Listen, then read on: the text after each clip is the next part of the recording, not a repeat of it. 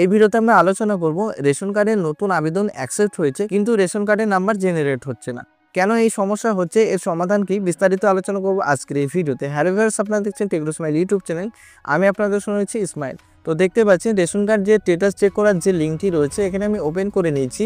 এই লিঙ্কে আসার জন্য আপনাদের কি করতে হবে, আপনারা ব্রাউজারে এসে লিখবেন রেশন কার্ড স্ট্যাটাস। তো রেশন কার্ড স্ট্যাটাস লেখার পর আপনাদের সামনে সাইটটি চলে আসবে। এই সাইটটি ক্লিক করে আপনি ওপেন করে নেবেন।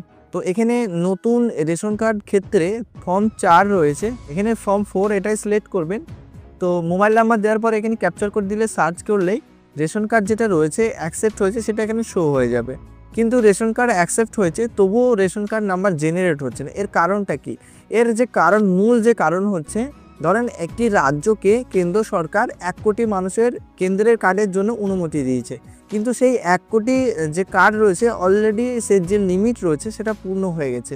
তো নতুন করে কেন্দ্র সরকার আর রাজ্য সরকারকে নতুন কার্ড দেবে না বা নতুন করার কোনো পারমিশন দেবে না।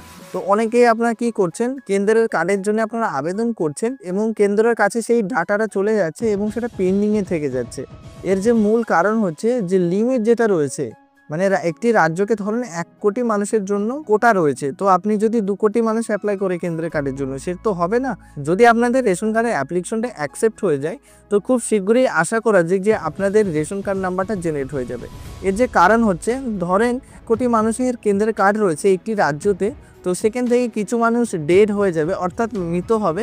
তো মৃত্যু হওয়ার পর তাদের যে কার্ডগুলো সিলিন্ডার হবে, তো সেই যে ফাঁকা হয়ে যাচ্ছে বা সেই জায়গাটা ফাঁকা হয়ে যাচ্ছে, তার পূর্ণ করার জন্য সেই জায়গাটা যারা অলরেডি আবেদন করে রেখেছেন তাদের অ্যাকসেপ্ট হয়েছে, তাদের তখন রেশন কার্ড নাম্বারটা জেনারেট করে দেওয়া হবে। তো এই মুহূর্তে যাদের অলরেডি রেশন কার্ড অ্যাকসেপ্ট হয়ে গেছে কিন্তু রেশন কার্ড নাম্বার জেনারেট হচ্ছে না, তাদের ওয়েট করা ছাড়া কোনো রকম কোনো সমাধান এখানে নেই। তো আজকের এই ইনফরমেশন ভিডিওটা আপনাদের কেমন লেগেছে অবশ্যই ভিডিওর কমেন্টে জানাতে ভুলবেন না।